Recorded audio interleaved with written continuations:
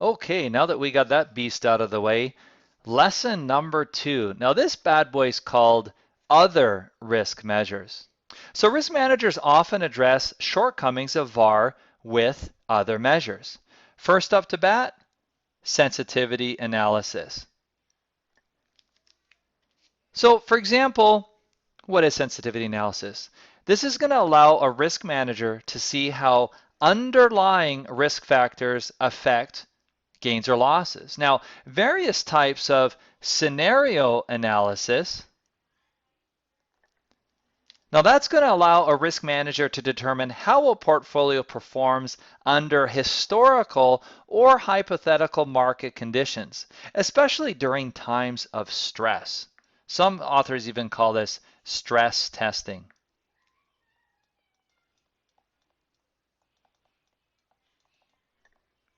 So let's start off with some sensitivity risk measures. Now, risk management requires an understanding of how an asset's exposure to risk factors affects financial performance. Now, sensitivity analysis addresses how an asset responds to changes in a single risk factor. Now, equity exposure. So beta, think about equities, right? What's the measure for equity? Come on, it's going to be beta, right? Beta. Now, if you recall from level 1, drilling down, how do we calculate that puppy? Well, it's the covariance of the market, right? Or sorry, the covariance of the asset return with the market return, all divided by the variance of the market return. So the covariance of the market and the asset all over the variance of the market.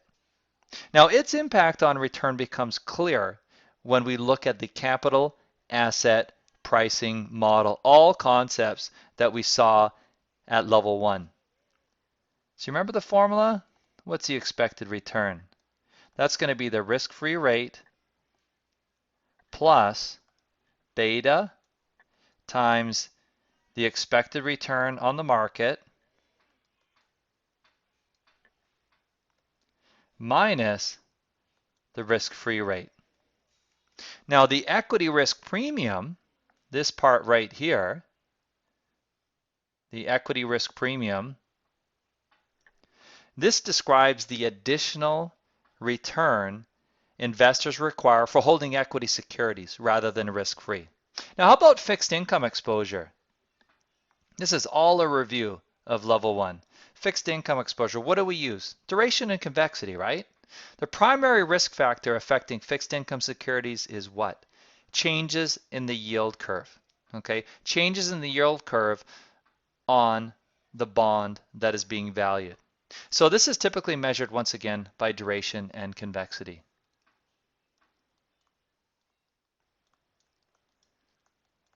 Now, we don't need to get into what type of duration or convexity at the moment, but we will later. How about options? Think of the Greeks, right? So we have to use special measures to evaluate options. We talked about one of the disadvantages of the parametric approach in the last lesson. We talked about how it can't really handle non-parametric, like non-linear type stuff, because it assumes, normal distribution, things like that. So when you talk about options, I want you to think non-linear. That's the first thing you want to think about, right? Non-linear.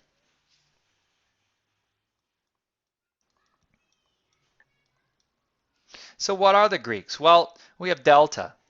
Think of delta like duration, except what it does is it measures the price sensitivity to changes in the underlying price,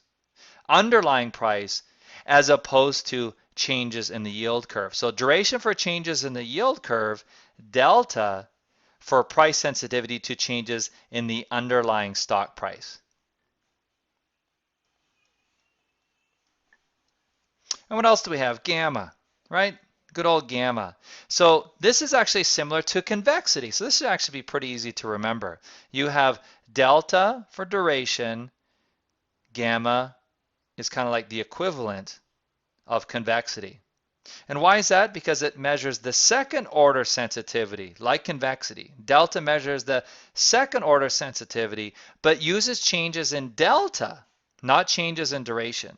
Changes in delta given changes in the price of the underlying, again, as opposed to changes in the duration given changes in the yield curve. So let's write that down. Gamma.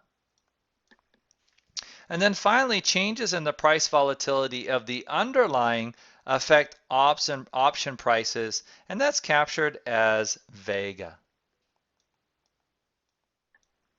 Because price changes in the underlying help determine an in-the-money exercise or a worthless expiration. And the more volatile the price changes, the greater likelihood of being in the money. Vega.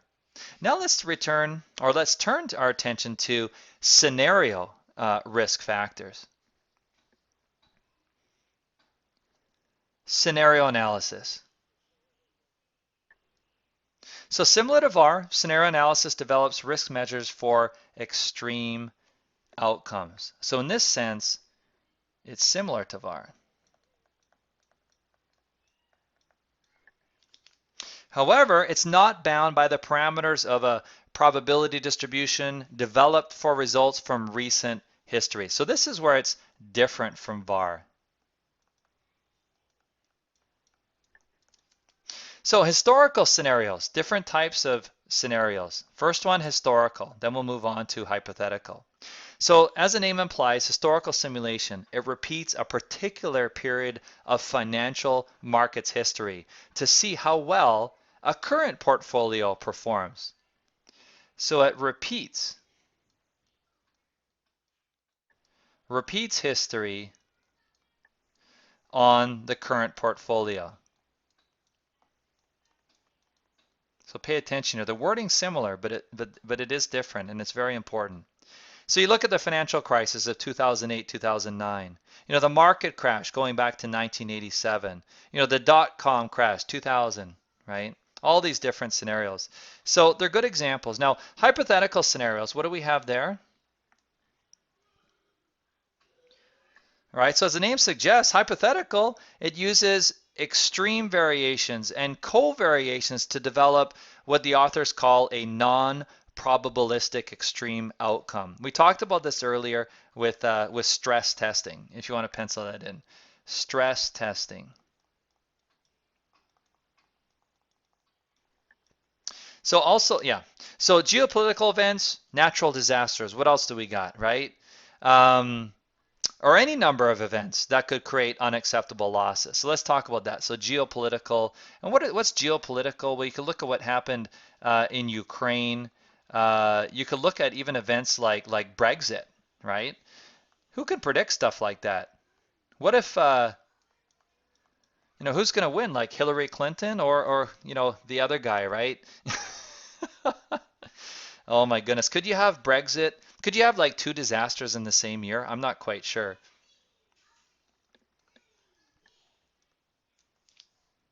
Okay, so just finally here, these hypothetical scenarios, they can often point out weaknesses in portfolios that were not evident during a historical period.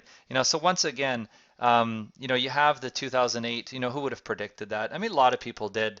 If you look at the movie, The Big Short, that came up. So Dr. Michael Burry predicted it. Okay, now the LOS for this slide is, taking a look at describing the advantages and limitations of sensitivity risk measures and scenario. So let's take a look at them. We're going to look at the pros and cons, and then we're going to finish off this lesson. So first one, the advantage, insightful analysis. Okay, that's an advantage. Okay, insightful analysis. So sensitivity and scenario analysis allow risk managers insight to the factors that are driving these losses. So again, insight into factors driving losses.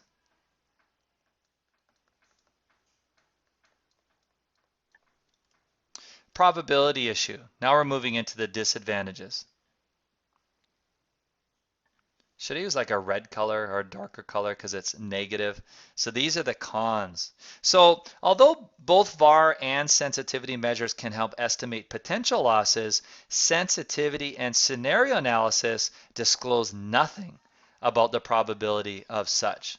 So none provided.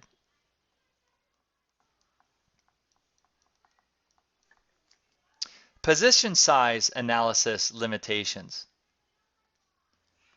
Okay, position size analysis limitations. So an experienced risk manager may be able to assess potential loss simply by the size of a position, but it will have less ability to understand how the portfolio will be stressed by changes in specific factors. So the key word here is how the portfolio will be stressed.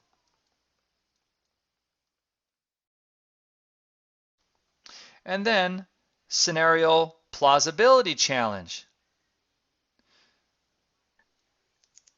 Right? So scenario analysis has a distinct disadvantage of having to be believable, right? In order to result in change. So a risk manager would have been reluctant to say suggest large losses resulting from, the 2008-2010 high rated mortgage securities. Okay? So we can write that down. An example could be the impending. Like, do you remember the movie? I mean, poor Dr. Michael Burry, right? You know, he knew what was going to happen. He knew the sky was falling. But did anyone believe him? Do you remember in the movie, right? The Big Short? You got asset managers that may have shelved a report with recommendations resulting from such a scenario. I mean, look at what happened to him. Burry was one of the first investors to recognize and invest, in the impending subprime mortgage crisis. You remember there was actually a market that was made, for these credit default swaps, right? But in the movie, think about it. You might remember that the fund dipped to like something like negative 19 point something. And, some investors got jittery, they wanted to pull money out or whatever. And that's the point that I'm trying to make here, that he was right, but people lost faith in him. And he had to endure that basically the investor revolt. They wanted to pull money out. But those who stayed, right, earned, if you can believe this, some 700 million, or almost a 500% return over 8 years. But in any event, our last bullet point here, factor sensitivity change. Factor sensitivity change. So historical scenario analysis assumes that risk factor effects on an asset during a historical period will be similar for the current period. So one example is duration, changing based on the new time to maturity for a bond. Now, some changes in factor sensitivities may be more difficult to account for. So some difficult to account for.